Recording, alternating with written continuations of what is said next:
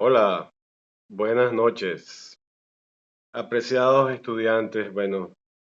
aquí conectándome a destiempo, motivado por una falla eléctrica y de conectividad de internet. Pero sin embargo, pues hoy, 23 de julio, estamos concurriendo a la sesión número 3 y 4 de la materia Teoría del Espacio 2. He enviado la invitación a los cursantes. Sin embargo, pues quizás también ellos tengan algún problema con la conectividad, por lo que pido a las autoridades que auditan esto- estas clases que tengan en consideración estas circunstancias motivadas por la situación que ya todos conocemos. Sin embargo, las clases están siendo grabadas, subidas al portal y lo suficientemente completas con su material de apoyo para que se puedan realizar y gestionar las evaluaciones correspondientes. La estructura de esta clase, eh, básicamente como estrategia didáctica y de contenido, eh, hemos venido haciendo un repaso entre la idea del espacio estático renacentista y un poco la explicación que también y la influencia que también tienen las situaciones sociopolíticas y religiosas en el desarrollo de lo que es la arquitectura y de lo que son las obras de construcción, ¿no? Entre ellas las que sacudieron al siglo XVI, como por ejemplo el saqueo de Roma y la reforma luterana de la iglesia. Esto, por supuesto, es un motor en el caso del tema de la crisis espacial, porque lógicamente los conceptos de lo que es la vida se ponen en tela de juicio y eso indudablemente tiene un impacto y una influencia fundamental dentro de lo que es la concepción arquitectónica, pues, ¿no? En el caso de la reforma luterana, pues se pasa de una iglesia que tiene unas características particulares a una iglesia que abandona muchos de los preceptos espaciales que ya venían de alguna manera construyéndose con los esquemas y tipologías de desarrollo de plantas basilicales y un poco de los elementos que hemos revisado y repasado tanto en el gótico como en la antigüedad clásica y en el renacimiento, sin olvidar esa idea que va evolucionando desde el ideal platónico, ¿no? De la percepción del edificio como monumento y volumen dentro del espacio urbano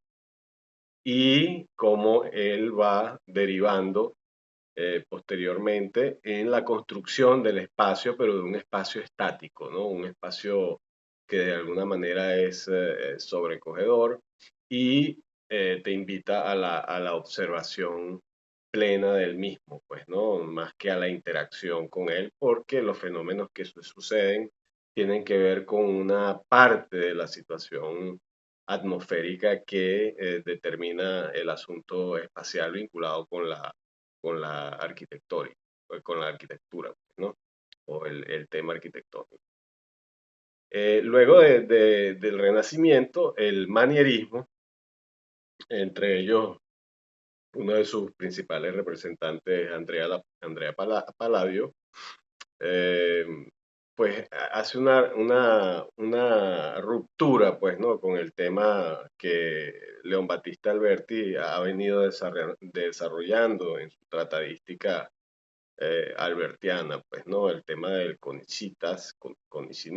sea, del conocimiento del espacio, la idea del espacio dinámico y ambiguo que de alguna manera también se fundamenta en los criterios esbozados por Bruno Sevi, que de alguna forma se constituyen en la columna vertebral del análisis espacial del siglo XX. Y nosotros hemos propuesto una aproximación a otra estructura vertebral que tiene que ver con la idea del espacio como atmósfera en el siglo XXI, pues, ¿no? Entonces, son ejemplos del manierismo muy importantes. La Villa Capra o la Villa Rotonda de Andrea Palladio, el Teatro Olímpico, ¿no? Con su manejo de la perspectiva y del dominio de la escena, ¿no? Como un todo, ¿no? De la recreación de la ciudad, y un poco allí la interacción a través del teatro con la vida urbana y la reproducción del mismo en el Teatro Olímpico, lo veremos en imágenes a continuación, y que es un elemento de suma importancia dentro del análisis arquitectónico que eh, es consecuente al movimiento, consiguiente al movimiento renacentista. También conversamos sobre el tema de la identidad del lugar y el genius loci, ¿ok? Y de cómo la posmodernidad toma mucho de los criterios vinculados con el espacio como sensación, pero más bien en un carácter místico y procesional, por decirlo de alguna forma, y de cómo entonces las formas obedecen a un tema que está vinculado con la memoria del lugar y con la idea de el ser, ¿no? Que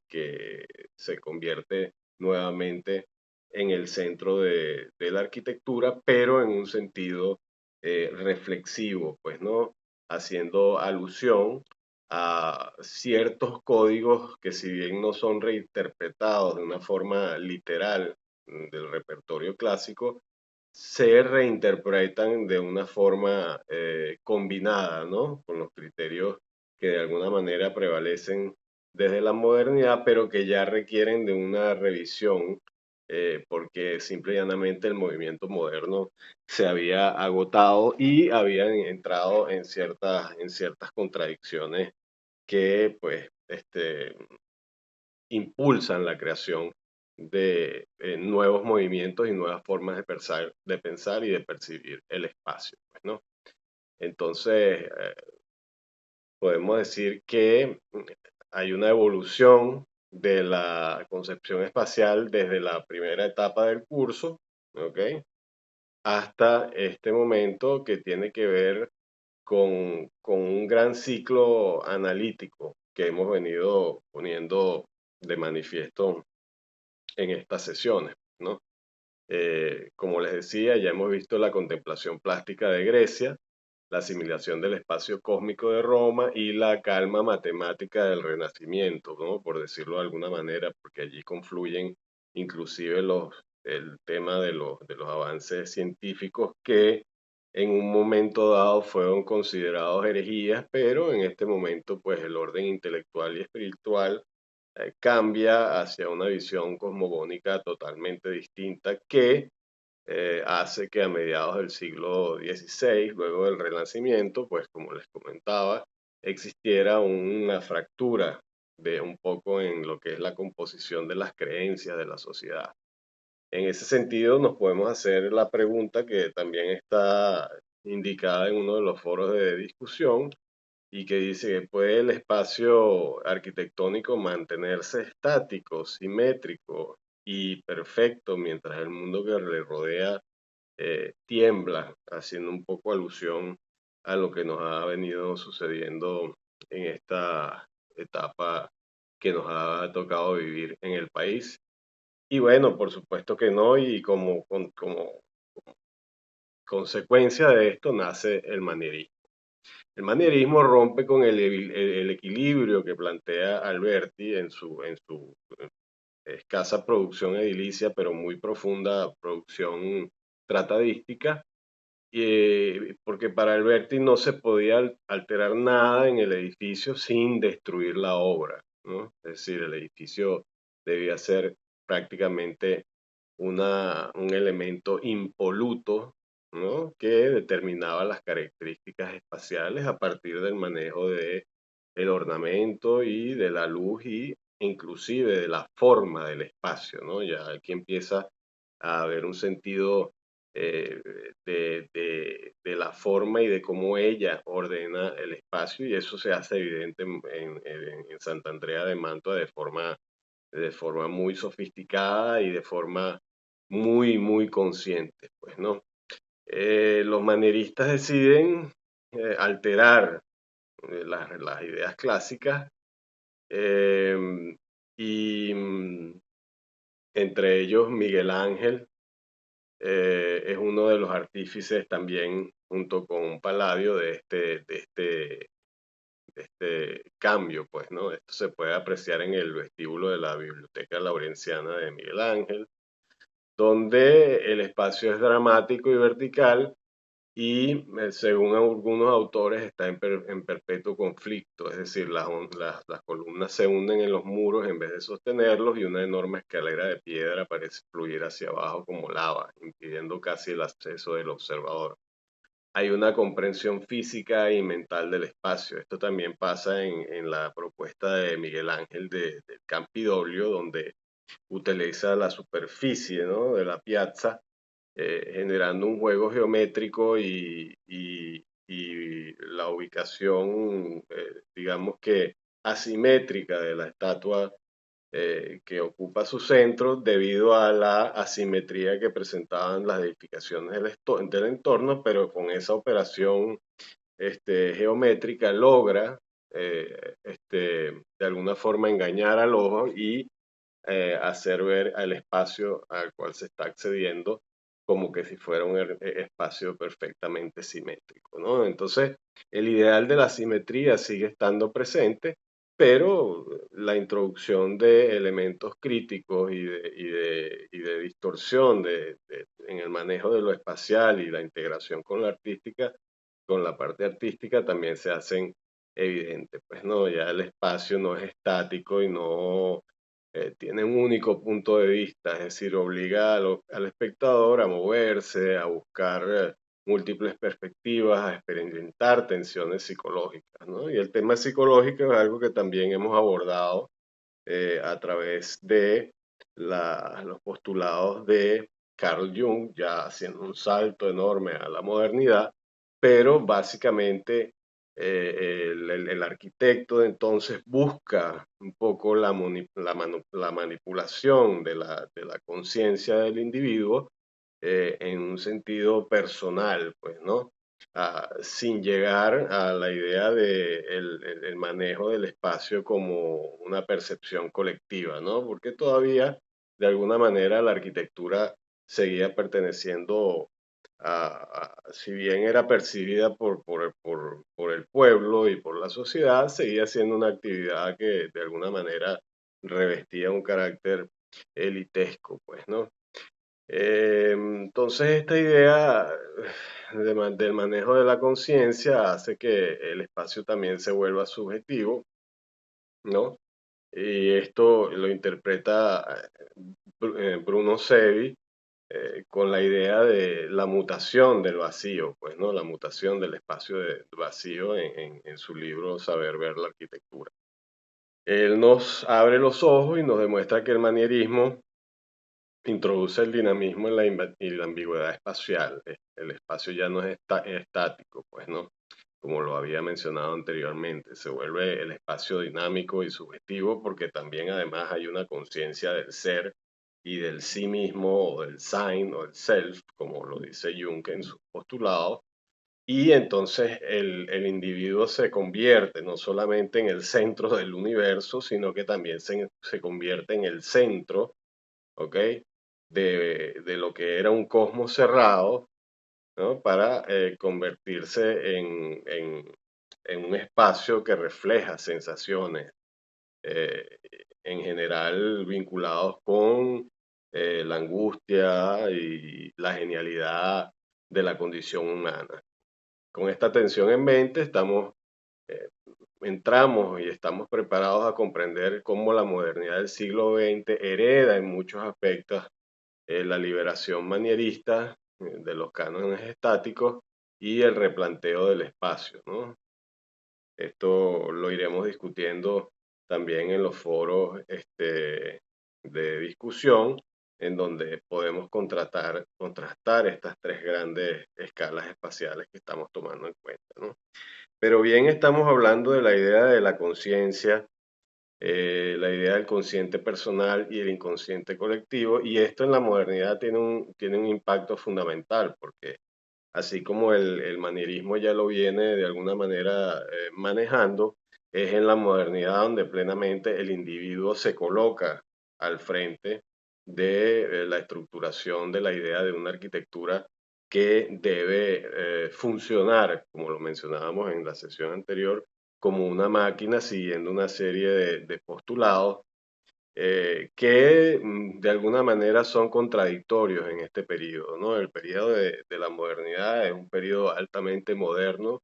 perdón, altamente complejo, donde no hay una linealidad como se pretende establecer y donde las manifestaciones del movimiento varían de acuerdo a las regiones, pues, ¿no? Esto lo menciona Kenneth Frampton y lo subraya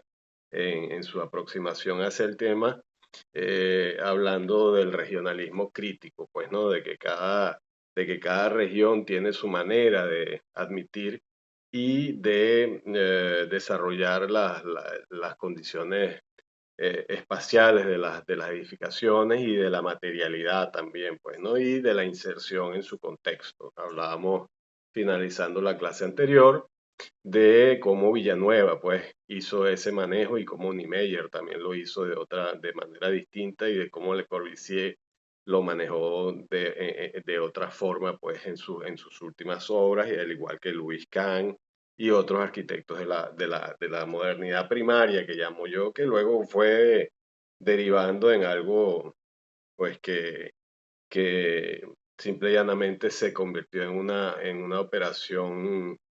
funcionalista, ¿no? Donde se pretendía a través de fórmulas resolver situaciones y edificaciones. Y ahí caemos allí en el vacío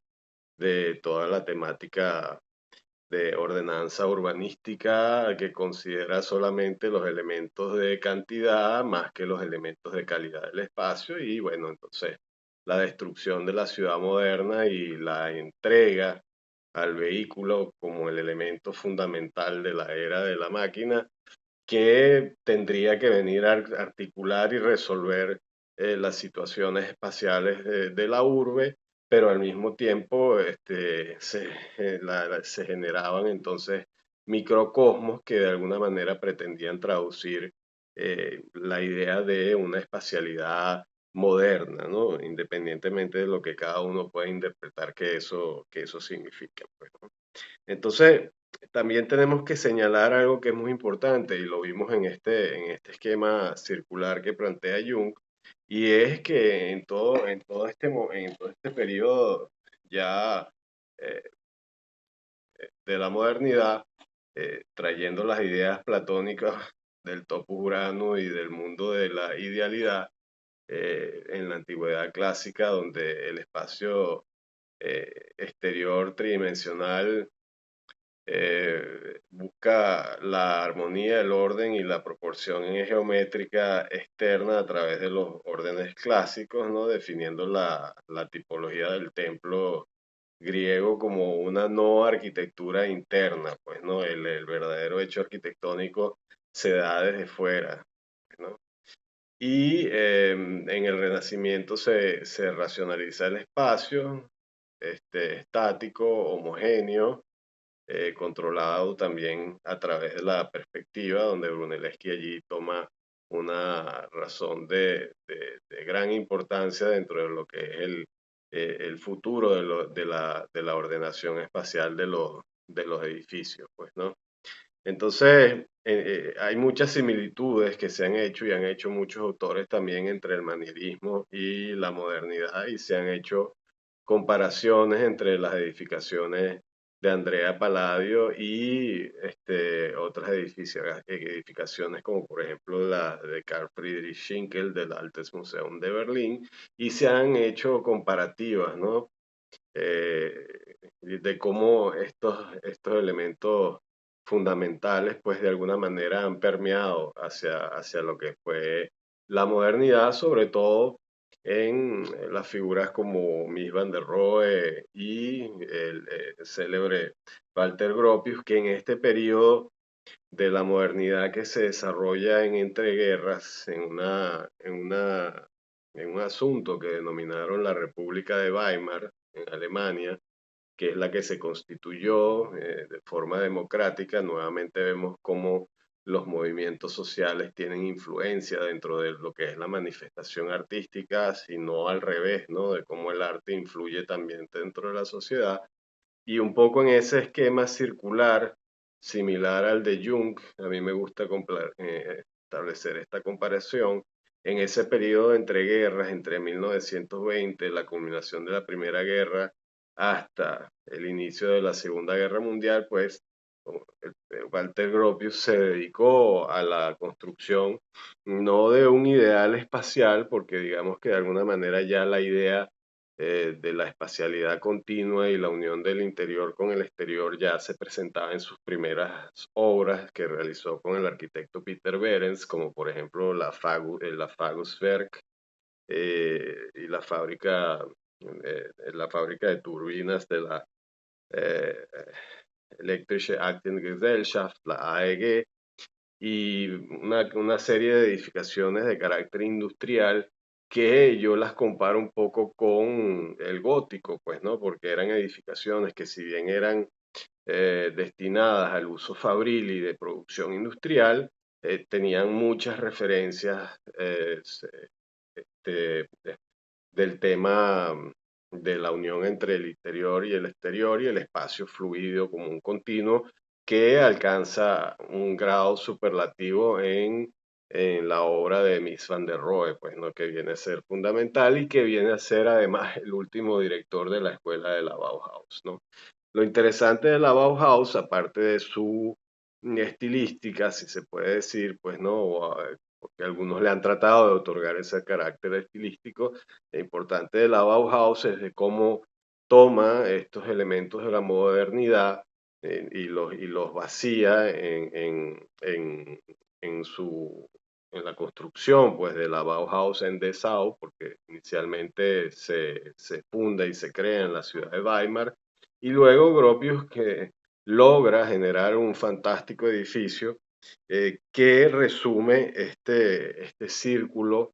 de pedagógico eh, que parte pues, de una serie de estudios introductorios sobre la arquitectura, la materialidad, el conocimiento de los materiales, ¿no? Y de algunas disciplinas conexas como la fotografía, el teatro, la literatura, y luego, pues, con todo este bagaje artístico, ¿no? Que de alguna manera determinaba la génesis del proyecto de Gropius, pues la construcción y la arquitectura se presentan como el elemento final, pues, y más importante dentro de toda la programática de la Bauhaus, y es muy conocido, pues, el edificio que se levantó en Dessau en el año 1925, ¿no? Aquí ya vemos la implementación de lo que podríamos llamar hoy en día el curtain wall o el muro cortina. En este caso, pues, se dedica pues, a una de las salas del edificio de la Bauhaus destinada a los talleres, precisamente para atrapar, ¿no? No solamente la luz, sino también la insolación y de esta manera temperar el edificio en épocas de invierno, ¿no? Digamos que este es un edificio que se dispone en tres cuerpos fundamentales. El que estamos viendo es el de la zona de aulas y talleres, con una zona de teatro. El que vemos al fondo, un edificio cúbico muy purista, donde hay aulas y talleres y también algunos laboratorios y dormitorios, y en la que vemos hacia el fondo, ¿no? Este, luego del volumen acristalado, te está dedicado a las clases referidas a la teoría, pues, ¿no? Es importante mencionar que este proyecto estuvo integrado por artistas de la talla de Johannes Itten, Gustav Klimt, Laszlo Moholy-Nagy, el arquitecto Marcel Breuer, el propio Walter Gropius y Vasily Kandinsky. eh, este último, que con su célebre libro Punto y línea sobre el plano, también hace tabula rasa con todos los elementos eh, que tienen que ver con la aproximación al tema artístico, ya no como un elemento de imitación de la naturaleza o figurativo, sino con el manejo de las figuras abstractas con base a ciertos órdenes, ¿no?, que establecidos en la composición descentralizada, la tensión entre los elementos y sobre todo la dinámica de la obra de arte y la interacción con el individuo. Pues entonces, arte y arquitectura de aquí de alguna manera generan una simbiosis sumamente importante, pues, ¿no? Que yo la comparo un poco con los preceptos que Villanueva en su momento introdujo dentro de la ciudad universitaria. Pues ellas tienen su germen aquí en la escuela de la Bauhaus, que recientemente cumplió 100 años y que tiene una influencia fundamental, pues, ¿no? Que luego de la ocupación del poder por el Partido Nacional Socialista, bueno, lamentablemente la mayoría de ellos tuvieron que emigrar a los Estados Unidos, pero dentro de lo lamentable hay algo positivo, pues que el ideal bauhausiano se replicó, digamos, a lo largo de lo que es todo el mundo, ¿no? Y ese ideal también se ve reflejado no solamente en la arquitectura de esa edificación, sino también en las viviendas que estuvieron destinadas a los profesores que dictarían los cursos y que dictaron por un tiempo importante los cursos en la escuela. Entonces se trataba no solamente de una edificación educativa, sino también de una serie de viviendas de profesores donde justamente la idea de la unión entre el interior y el exterior y el manejo de la edificación como un elemento compositivo, volumétrico, que de alguna manera influía dentro de la espacialidad, basada también un poco en la idea del round plan de Adolf Loos, ¿no? Es un poco una evolución de esa idea del round plan de Adolf Loos, donde cada elemento tenía una escala independiente y articulada en la obra arquitectónica. Aquí de alguna manera se implementa también, pues, ¿no? De Adolf Loos es muy importante citar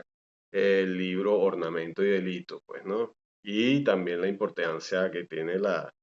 secesión vienesa, ¿no? Con actores como Joseph Maria Olbrich, entre otros, que propusieron una arquitectura también expresionista, pues, ¿no? Que veremos en otras imágenes que les mostraré a continuación. Entonces, no solamente la Bauhaus influyó en ese punto de la modernidad, donde también Le Corbusier comenzaba con sus ensayos, pero pues lógicamente es innegable la influencia de la escuela de la Bauhaus, ¿no?, dentro de toda la evolución de este panorama. Sin duda alguna hay opiniones encontradas, ¿no?, sobre lo que es la modernidad, pues porque no es la modernidad una razón homogénea, ¿no?, constituida, pues, ¿no?, sino que es la evolución de alguna manera de los ideales de una nueva arquitectura y cada quien los establecía según su criterio. Gropius en sus escritos y Corbusier también con su teoría y su arquitectura. Y haciendo referencia a Le Corbusier, nos presentamos aquí, se nos presenta aquí una planta, ¿ok?, que si la vemos, digamos, de sopetón, como quien diría, o la viésemos eh, como con desconocimiento del oficio, pues lo que veríamos es realmente una composición plástica. Ahora, esta es la planta de la famosa iglesia o catedral de Ronchamp, Notre Dame du Haut, como se le dice también, y pues en ella allí Le Corbusier vacía una serie de operaciones que tienen que ver con la idea de cómo debe ser la arquitectura de un recinto eclesiástico, pues, ¿no? Y allí se hace una ruptura fundamental también con lo que es la idea de la planta basilical que viene a partir del gótico, el románico, el gótico y los movimientos o estilos posteriores, pues, ¿no? Aquí Le Corbusier hace un ensayo absolutamente plástico sobre la composición de la planta, pero que también tiene una repercusión importante dentro de la conformación de la edificación. Entonces, digamos que ya hay una simbiosis entre lo que es la idea de la arquitectura moderna, pero también de carácter expresionista, ¿no? Entonces, digamos que nosotros siempre asociamos el tema de la modernidad con lo racional, digamos, con el funcionamiento perfecto de la idea de una arquitectura como la máquina, pero vemos también un Le Corbusier que se contradice en cierto modo porque genera edificaciones que por su particularidad de alguna manera dejan de lado los puntos que él siempre había establecido como fundamentales para su arquitectura, pues como son los famosos 5 puntos de la arquitectura y que vacía en La Ville Savoie, que es una de sus obras más representativas y que seguramente todos conocemos. Y a mí me interesa más bien indagar en las contradicciones que se presentan dentro del pensamiento supuestamente racionalista de la arquitectura moderna y la iglesia de Ronchamp es uno de esos ejemplos donde la arquitectura pues moderna se convierte en expresionista y se convierte en un elemento prácticamente escultórico que lógicamente también genera una espacialidad, que es el tema que nos compete en este caso, genera una espacialidad particular que difiere del canon clásico establecido, pues, ¿no? O sea, vemos, por ejemplo, el baptisterio aquí a mano derecha, ¿no? Como un elemento sólido de concreto, vemos también el espacio fluido y vemos la idea del tratamiento de la luz que en el gótico era en un sentido vertical y de ascensión, para lograr una espacialidad interna dinámica a través del vitralismo, pero que aquí en el caso de Le Corbusier se interpreta también en un sentido eh,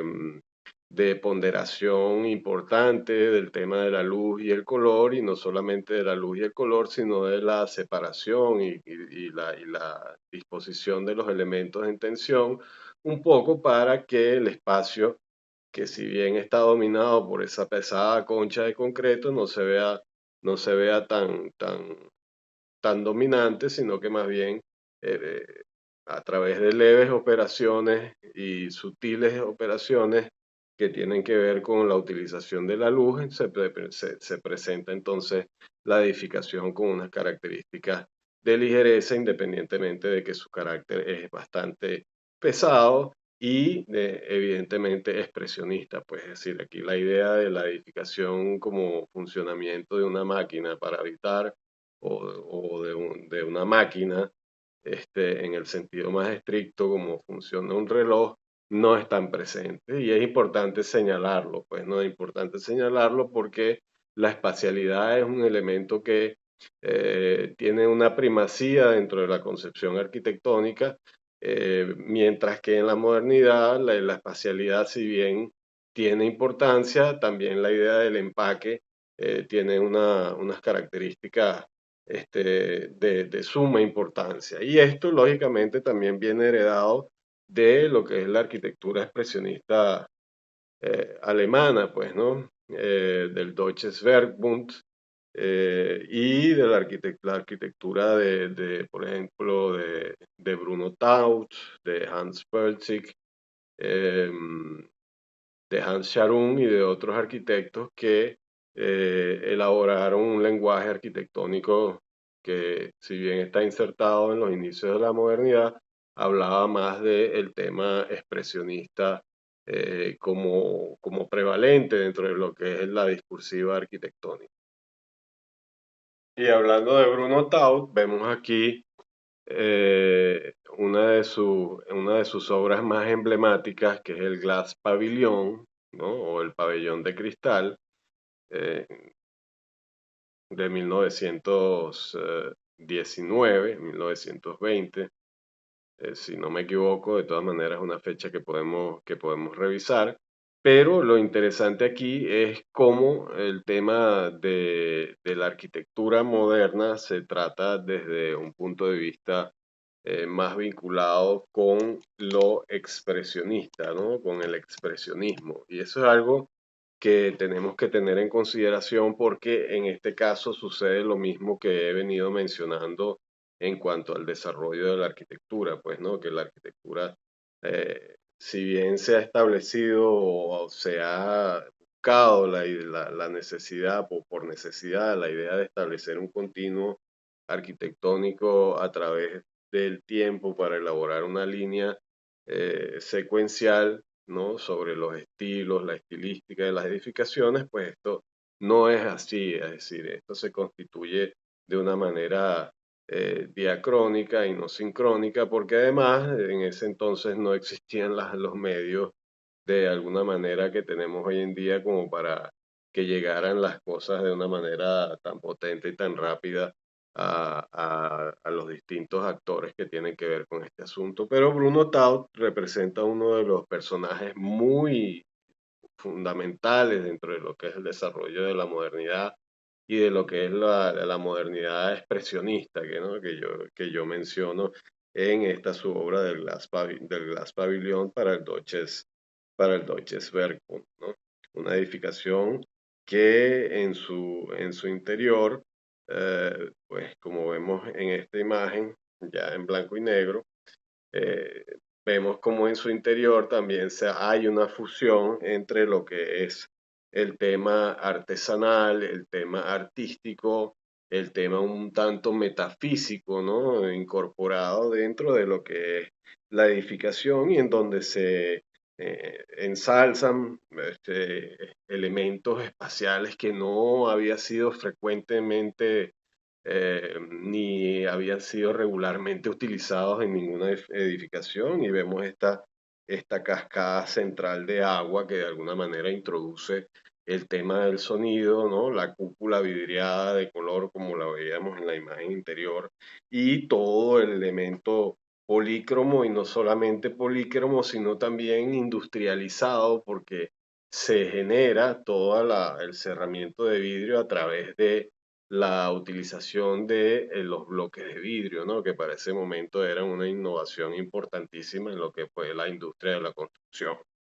Entonces, esto junto con otras obras de importancia de ese periodo previo a la Bauhaus, aquí vemos una imagen interna del Glass Pavilion de Bruno Taut, pues vemos que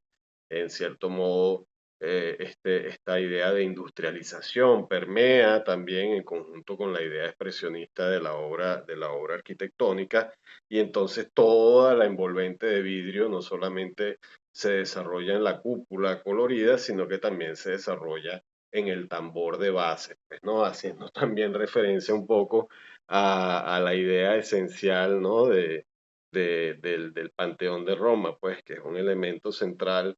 con una cúpula que genera una sensación donde el individuo de alguna forma estáticamente lo valora, pero en este sentido lo valora más bien en su recorrido, pues, ¿no? Ya el individuo comienza a ser parte activa del hecho arquitectónico y de su experimentación espacial y hasta táctil, pues, ¿no? Entonces aquí se están sentando precedentes de suma importancia que tenemos que tener en consideración, pues, ¿no?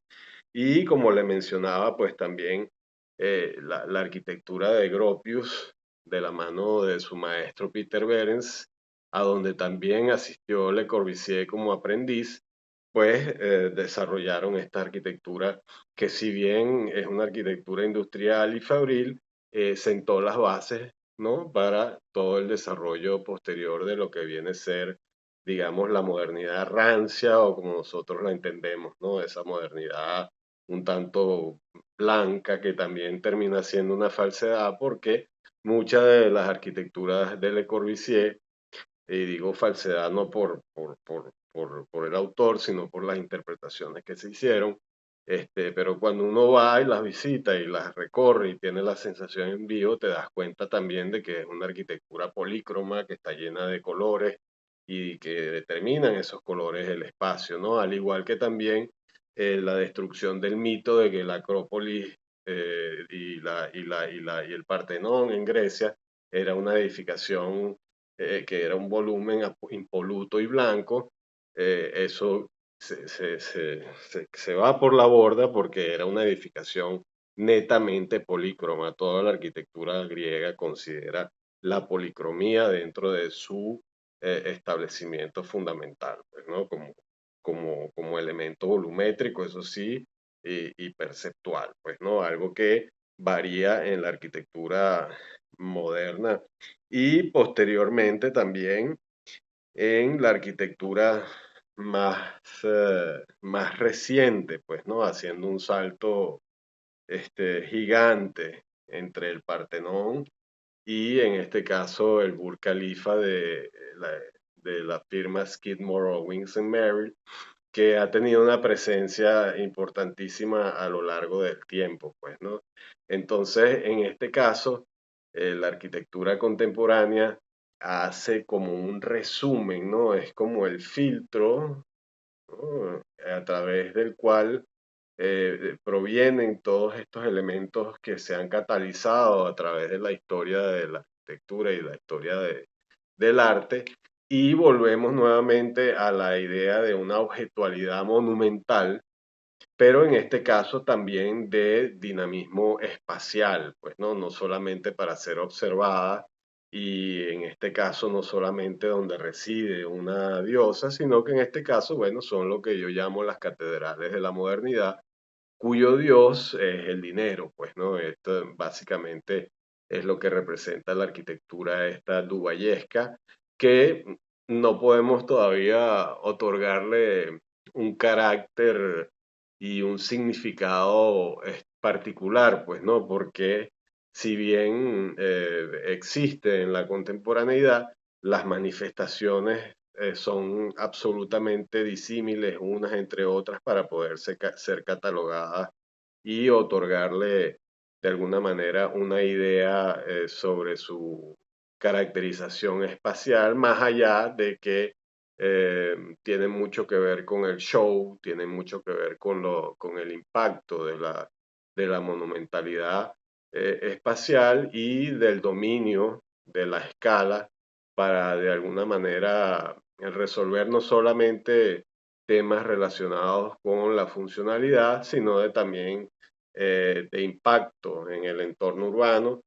y en el individuo, pues, ¿no? Pero es un poco contradictorio, yo también pongo este tipo de